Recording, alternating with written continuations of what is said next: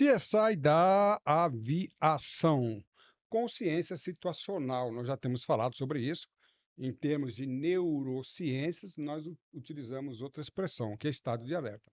Neurociência na aviação. Olha só, o professor Calazans, ele é precursor de várias concepções na aviação, né? Hoje se fala muito de preditividade, mas a primeira vez que eu escrevi sobre preditividade na aviação foi em 2010, 2011, no meu livro. Mas, na realidade, já falava muito tempo antes. E agora todo mundo, preditividade, mais do que proativo, é preditivo. Mas eu introduzi de uma forma, ou melhor, ampliei. Tá? A mesma coisa agora, neurociência. Daqui a pouco vai estar todo mundo falando de neurociência na aviação. Mas é um assunto que eu recomendo e é muito importante, o que é chamado de estado de alerta em neurociências. E hoje eu vou fazer na verdade, eu estou com dois documentários já no nosso canal do YouTube. Um deles é livre, o outro é na Hotmart. Então, um incidente grave no Galeão é livre, está no canal do YouTube. O do 30 anos de Mamonas Assassinas está no nosso canal da Hotmart.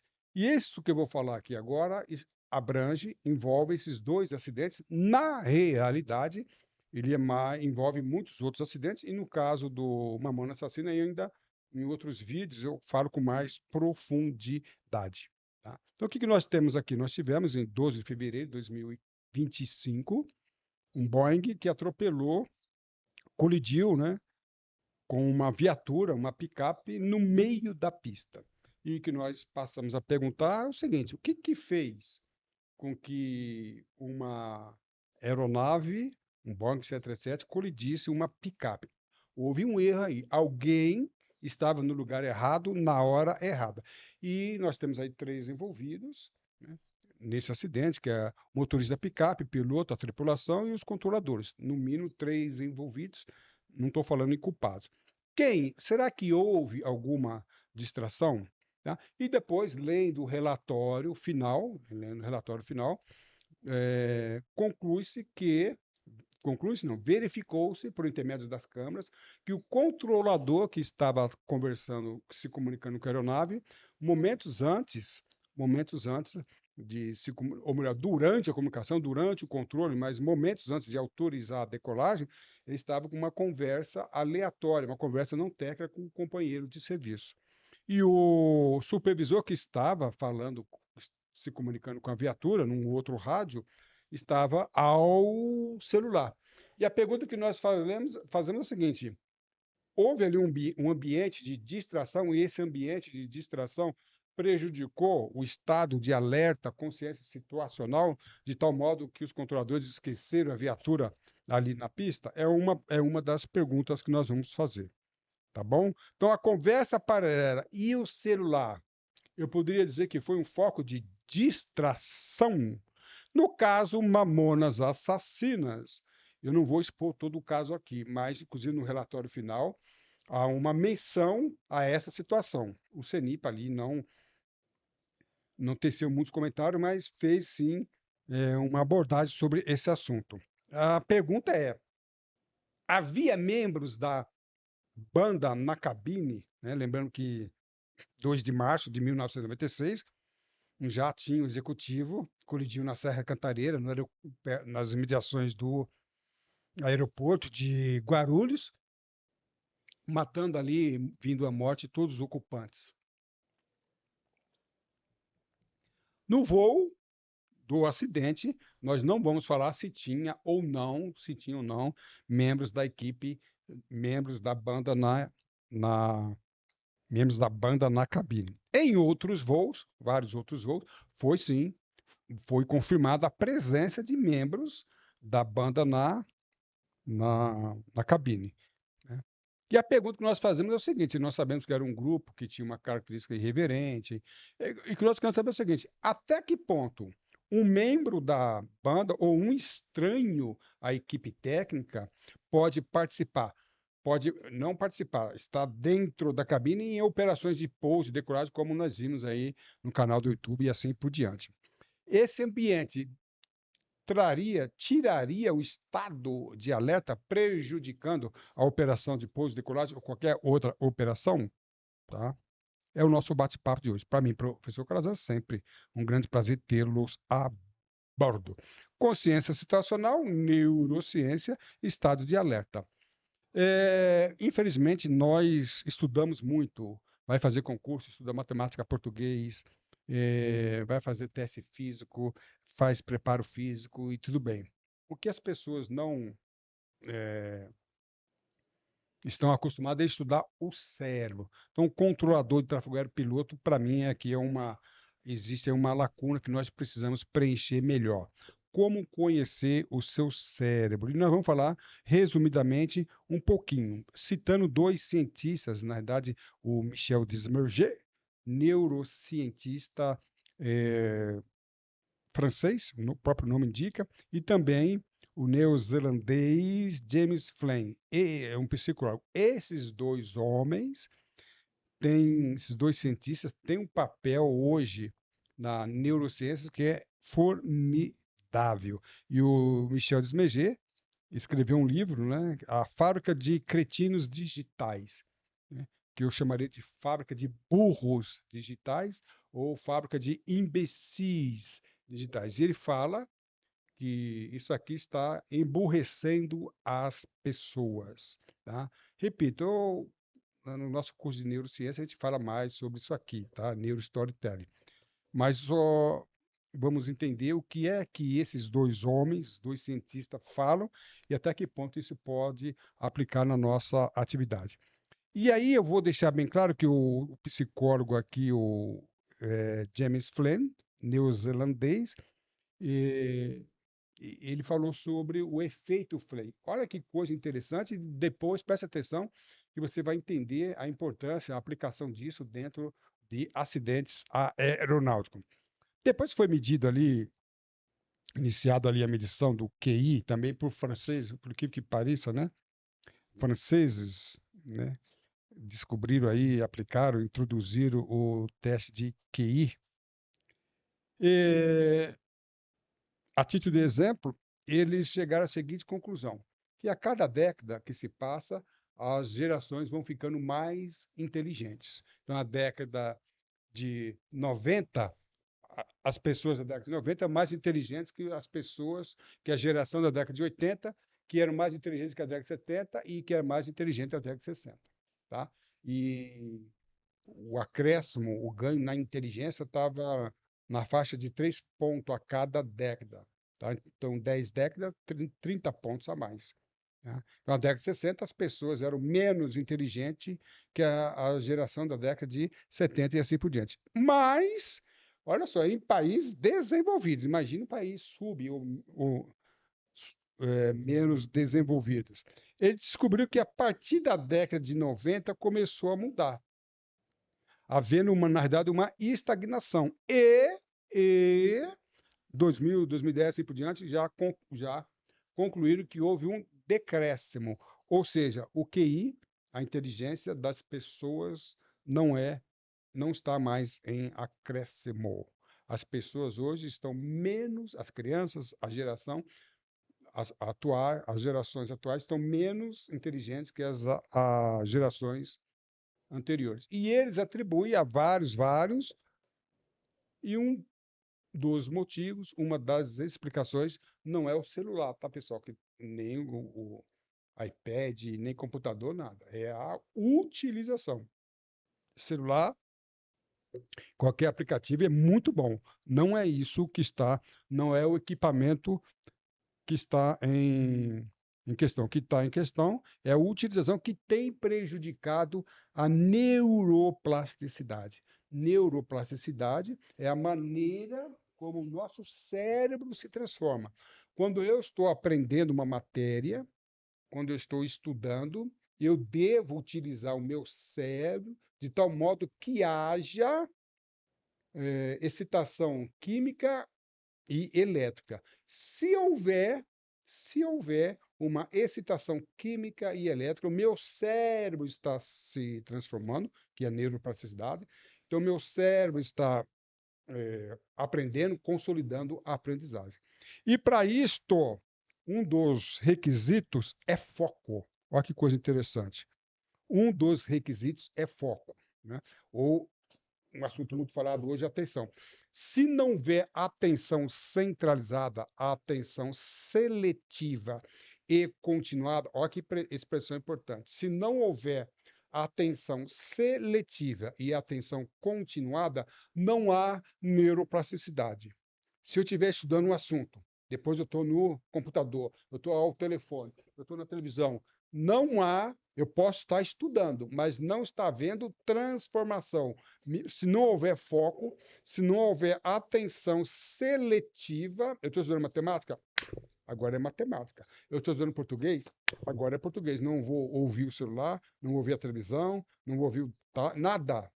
Se não houver, né, se não houver atenção seletiva e continuada, não está havendo foco, não está havendo neuroplasticidade. Não havendo sinapse, meu cérebro não está sendo transformado. Então, eu posso estudar horas e horas, é muito comum isso. A pessoa tem certeza que estudou determinado assunto, mas não aprendeu. E estudar não quer dizer aprender. Por que que ela não aprendeu? Porque não houve neuroplasticidade. Não houve estado de alerta. Eu preciso, para eu aprender, preste atenção, para eu memorizar, para eu estar ciente de tudo que está acontecendo ao meu lado, o meu cérebro precisa estar em estado de alerta. Eu preciso fazer com que epinefrina, o cérebro está excitado, para o cérebro estar em estado de alerta, é necessário que haja neuromoduladores e epinefrina é uma delas. O que é epinefrina? É adrenalina no cérebro. Se eu não estiver em estado de alerta, não há emissão, não há produção de epinefrina. Então, eu posso estudar, meu cérebro não está sendo transformado para isto, tá bom?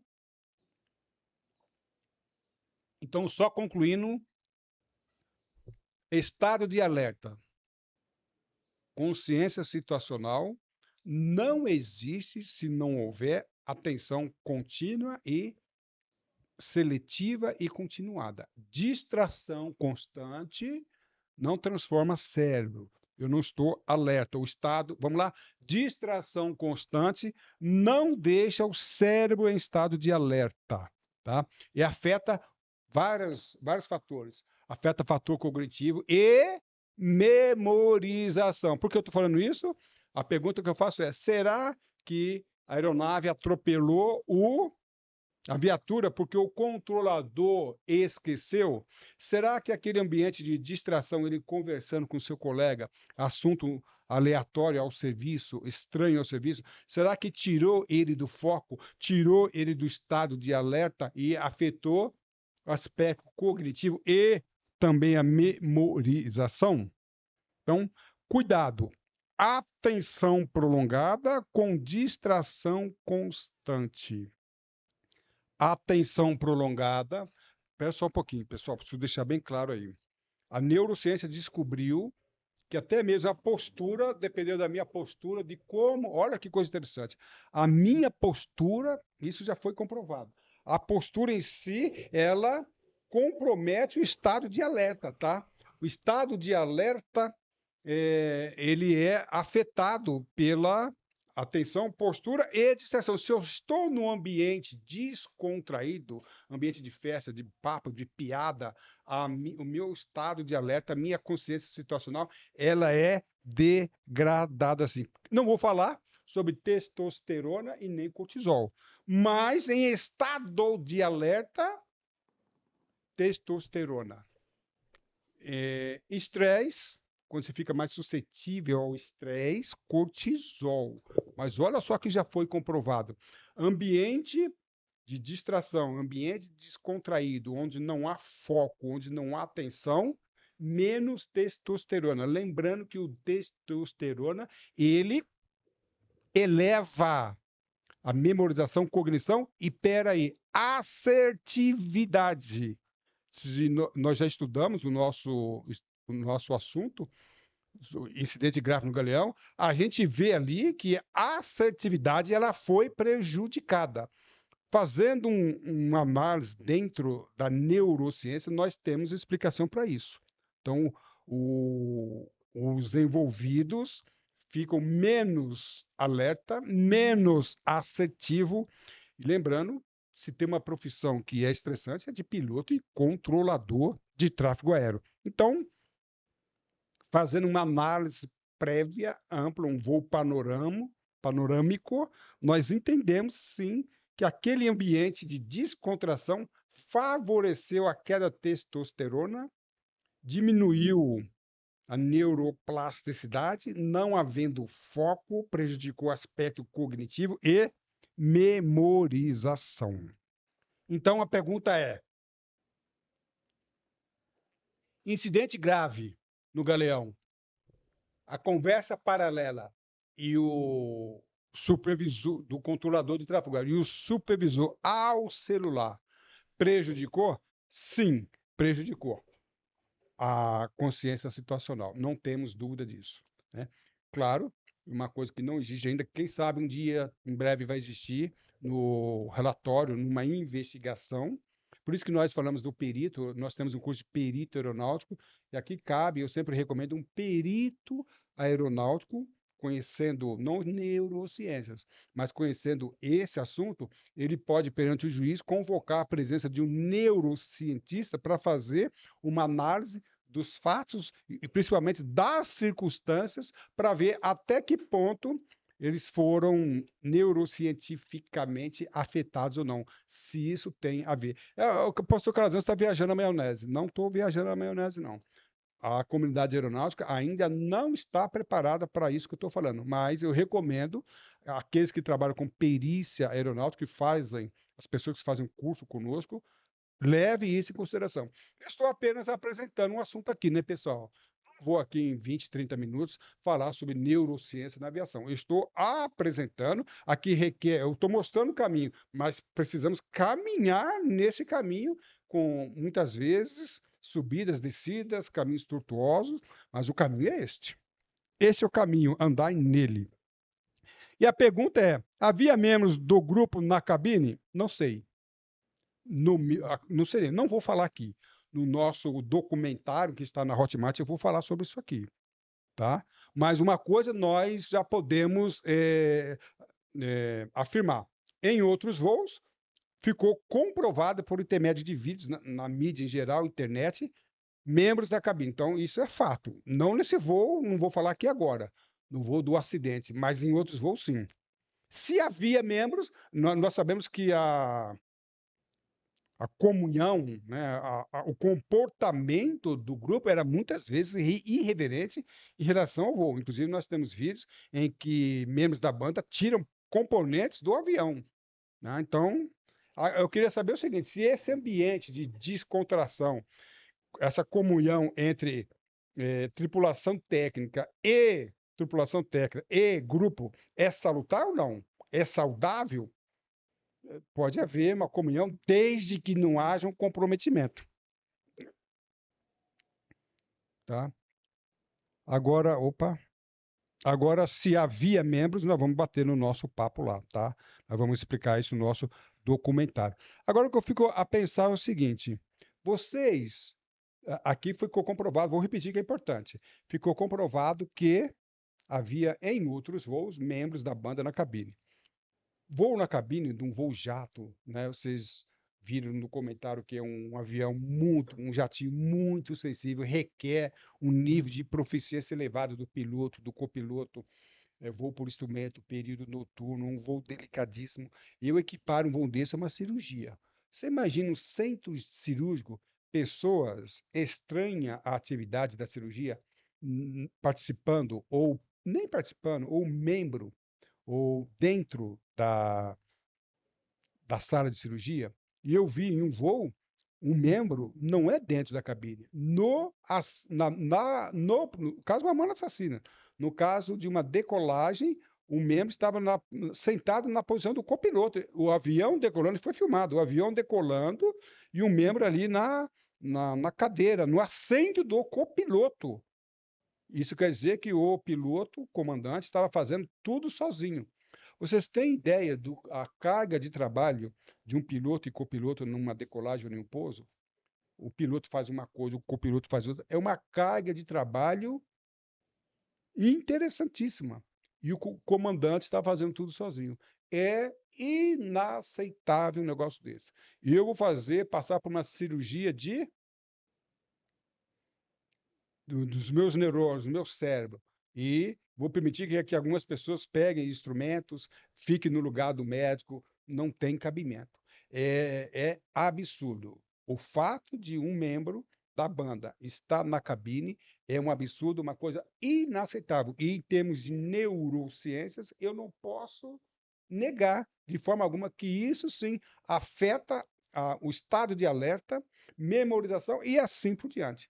Tudo que nós falamos aqui, de uma forma mais ampla e mais profunda. Em outro momento, nós vamos explicar mais tecnicamente a influência de um ambiente descontraído em um ambiente que necessite de foco, atenção concentrada. É um absurdo, mas é verdade. Então, esse episódio aqui de hoje ele é aplicável ao caso incidente grave no Galeão e é aplicável também no caso Mamonas Assassino. Então eu vou jogar isso nos dois documentários. Para mais informações, participe do nosso grupo Calazans, QR Code, você escaneia. Eu vou deixar também um link, tá, do grupo para você participar e ali você vai receber mais informações sobre os nossos cursos. Vou deixar o link ali também. Tá? Inclusive, vou deixar o link da Hotmart do documentário Mamonas Assassinas. No canal do YouTube, nós temos vários outros vídeos sobre esses temas. Quer falar com o professor Calazans? Tem o nosso telefone, que é o próprio do grupo, manda ali um zap, um áudio, um vídeo, telefona, ou calazans.daniel@gmail.com. Tá bom? Esse assunto, repito, eu estou apenas introduzindo. Ele requer mais tempo para que possamos ampliar e nos aprofundar em relação a esse tema. Mas neurociências na aviação, não sei se você já ouviu, mas é necessário. Porque às vezes tem a psicanálise, tem a psicologia, tem, mas eu acredito que a neurociência possa ampliar esses conceitos. A sua atitude define a sua altitude. Voe alto, estude com o professor Calazans. Para mim, sempre um grande prazer tê-los a bordo. Um abraço e tudo de bom.